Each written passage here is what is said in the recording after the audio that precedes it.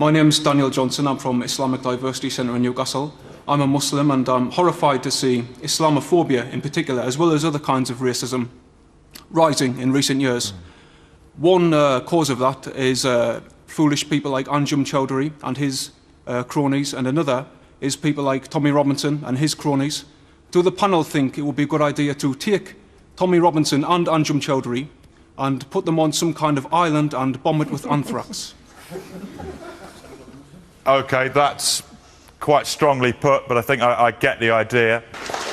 So, the English Defence League has been organising protests around the country in recent weeks. The first was here in the northeast. Police estimated that around 1,500 took part. Protesters were heard shouting, "Whose streets? Our streets." Tommy Robinson, leader of the EDL.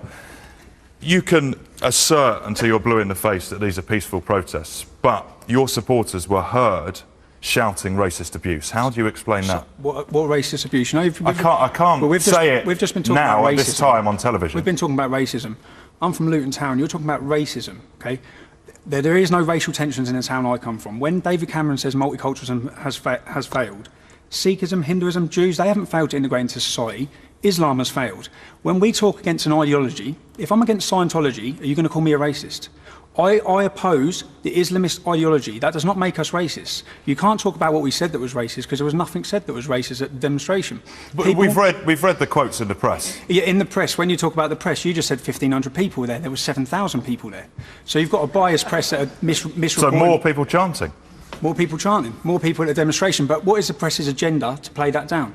And then when we talk about Islamophobia, there is Islamophobia, of course there is. There is Islamophobia because our police force actually were too scared to tackle grooming and rape of our youth because of fear of being called a racist. That's Islamophobia, not the Islamophobia. A phobia is an irrational fear, OK? It's quite rational to fear female genital mutilation of 2,000 British Muslim girls every year, terrorism like happened to Lee Rigby. Like 2 days ago, 6 Muslims who were sentenced to 19, 20 years each because they were planning to blow up the English Defence League. Due to the blasphemy law within the Quran, okay, there's a link to all these things. The same with the Muslim grooming gangs. As a common denominator, you have to look for what the issue is, what links them all. They're all Muslim. I get confused when you say Islam and then you say Islamist and then you say Muslim, because they're different things. They are. I'm from Luton Town. I'm going to talk to. Yeah, I'm from Luton Town. I know so many Muslims, yeah, and I'm sitting here. If you take these people's careers away and their money away, they won't be sitting there. I'm a volunteer, okay? There's nothing stronger than the heart of a volunteer. What has happened to me through having this opinion and speaking out the way I do, it's destroyed my life, it's destroyed my wife's life, it's destroyed my mother's life. I live with constant death threats. I've got some of them here if you want to read when we talk about a two-tier policing system. I have to wear a bulletproof vest. I've got people wanting to murder me and massacre me. Well, then stop being a racist and a bigot. Racist? Can you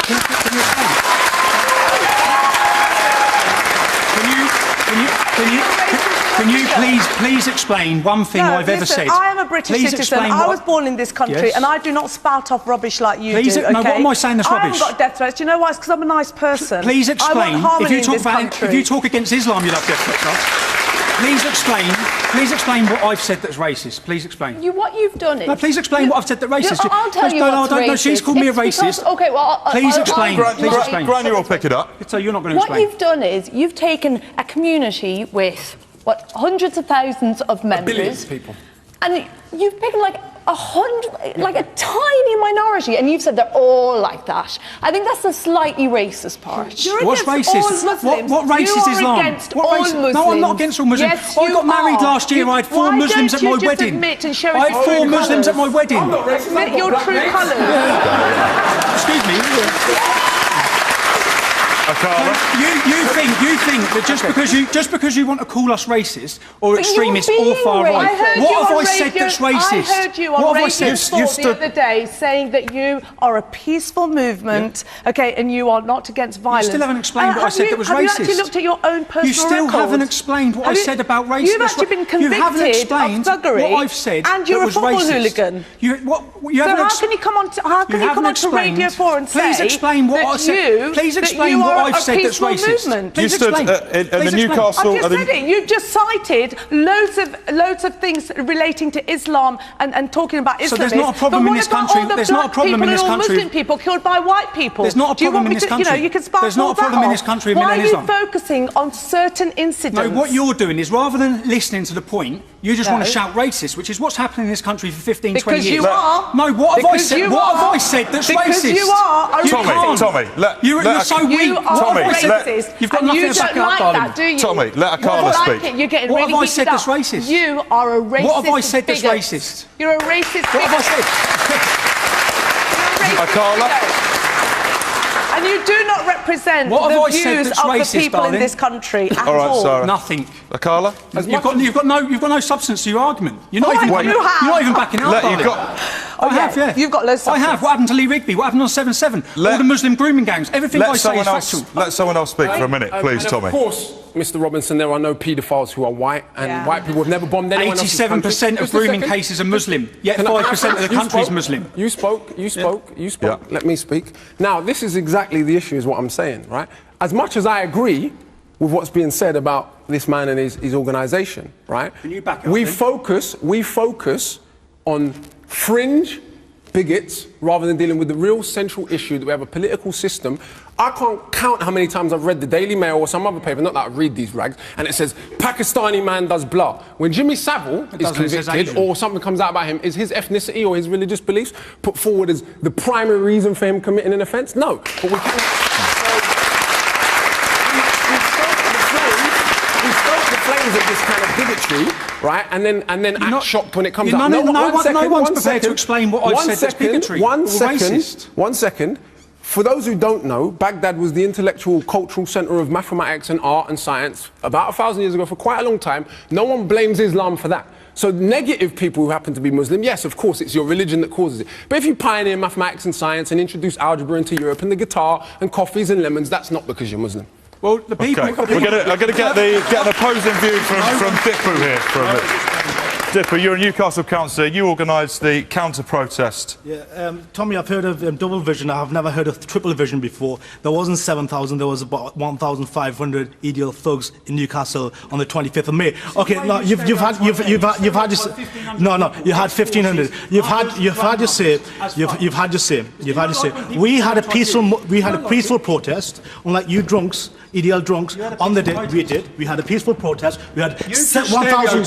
Tommy, you've said it, but we had 1,000 local people, but you had to get people shipped in. You had to get people shipped in from other places of the country, from the country to Newcastle demo and to have a party. But we had local people celebrating diversity which we thrive on. I celebrate diversity. Sorry, I celebrate. If you see you celebrate diversity, you're the biggest fascist mixed race. In this country. I'm not fascist yes, because I'm not fascist because you say so. You're an Islamophobe. You're an Islamophobe and you hate Muslims. I don't hate Muslims. And do you know what? I don't hate Muslims. Your EDL organisation is just a platform for your ego. That's basically it. Can you tell me? Ego. When you say ego, do you think I enjoy being leader of the English Defence League? You talk about threats. Do you think I enjoy being leader of the English Defence League? You talk about threats. Your EDL, you wrote a letter to the City Council against me saying I've got extremist links. That's a fact. No, I didn't. You said that.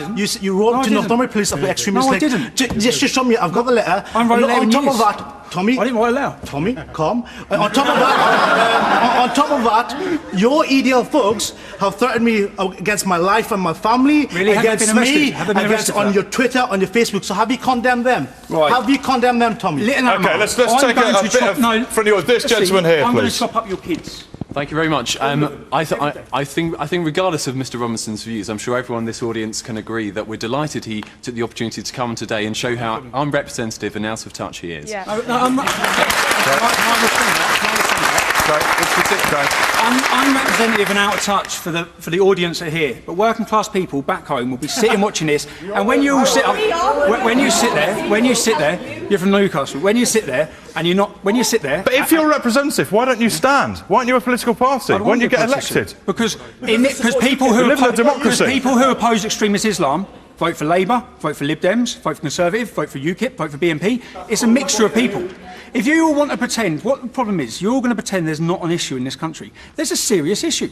Islam is not integrating, it's not assimilating. Wahhabi, Salafi sects of Islam, okay, they're spreading like a wildfire. What are you doing to combat them? What are you doing to combat them, Jen Chowdhury? Hang on, we condemned...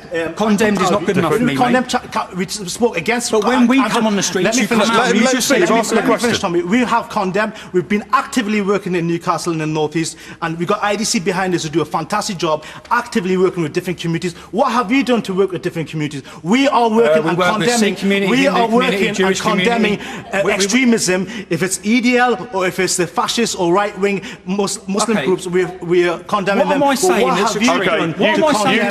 two talk afterwards. I'm going to go to this lady here. I was just saying, I think if you look at the country as a whole, because we're talking about whether the country is getting more racist, I don't think it is, but if you look at the cases where people are playing a role in the community, they're getting involved in society, then the vast majority of people don't care what race people are. If people are integrating and they're working together, then they cooperate. And is having protests in either direction helping anybody to promote that goal? Well, yes, because when you're angry... Okay, we're going to widen this out now to the broader issue that Carla touched on. Where's Isabella? What did you want to say, Isabella? I think that people are becoming racist because of their own social and economic problems. So they're just pointed, you know, as you were saying earlier, they're just choosing someone to blame. I'm half Polish, and I think, and it's pardon? Oh, nice. And it's I think it's offensive when people go on about Eastern Europeans are taking our jobs, and you might not think that is racist because you might not be able to tell I'm Polish, but immigration has had a major impact, and I think we need to look at the broader issues as to why people are becoming racist. So how do we tackle these broader issues then? Yes, this lady's very keen. I think that personally, racism it's more of a matter of upbringing. Just like the gentleman over there, if everyone was going to have the same frame of mind as you, then the whole country was going to be racist. People bring up the children saying that when people move into this country from different countries, they steal our jobs, they steal our money. Well, they don't, because they're trying to make the country more diverse. Can I speak? So I'm not against immigration. We're talking about the wider issues now. Everyone's still yet to tell me why I'm an extremist and why I'm a bigot. Why I'm racist. Please tell me what I've said. This is the problem. Anyone with a different opinion. I'm saying that it's an upbringing. It's a matter of upbringing. I had a good upbringing. I had a great upbringing, a perfect upbringing. Prior to the English Defence League, I had my own business, 2 businesses, one turnover of £300,000 Well, I don't care about your history. So this is not to do with people being on poverty lines. This is to do with serious issues within our community with militant Islam. Extremist Islam. And as soon as you talk about it, everyone says you're racist. I'd like to speak to this lady here, please. You bring your agenda actually today. Well, my question is, what we say, like, can we say what the problem about what people when they see women wearing scarf, is that something when they behave with her racism, is that something coming about economy issue? I don't think so. Well, I have no problem with the hijab either. You have your agenda, you finish it. I don't know if you finish it or yeah. But I'm me from Hunter Discipline. I've been here 2 years. Nobody sit with me in the bus or near than me because I'm wearing scarf. So can you explain for me how you guys, what answering for that? Well, you can answer for that. He keeping talking that they have no racism. But that's not just Islamic for him. You have so much phobia, Islamic phobia actually. You can't keep saying racist without giving me an explanation. Please give me an explanation. Can I just say to you? At your rally in Newcastle, you stood next to the organiser while he was chanting, complete lie. Send those. No, complete and lie I can't again. say it home. Complete lie again. No, it's not on YouTube. No, it's not. It's an edited version. You don't see the person on the stage saying it. It's a lie. So who's saying it? No one says it. You've read it. Every time someone has their arm up in the air, you say it's a Nazi salute. Please, can someone tell me what we say that is racist? No one is saying that, by the way. No, can someone tell me what we say that's racist? So what you're doing is you're generalising. We're highlighting truths. You're generalising. The truth is not a lie. About a whole race no, I'm not of people. generalising. No, I'm not. Just on I your mentioned certain That's sects. what's I mentioned racist. certain sects. We have breaking news. Islam will dominate. Islam will dominate. A month doesn't go by without a terrorist attack. What is going on in this country? Because I no longer understand the rules. Because you're not allowing a conversation to admit that we have a problem. This man received death threats and we have all looked the other way.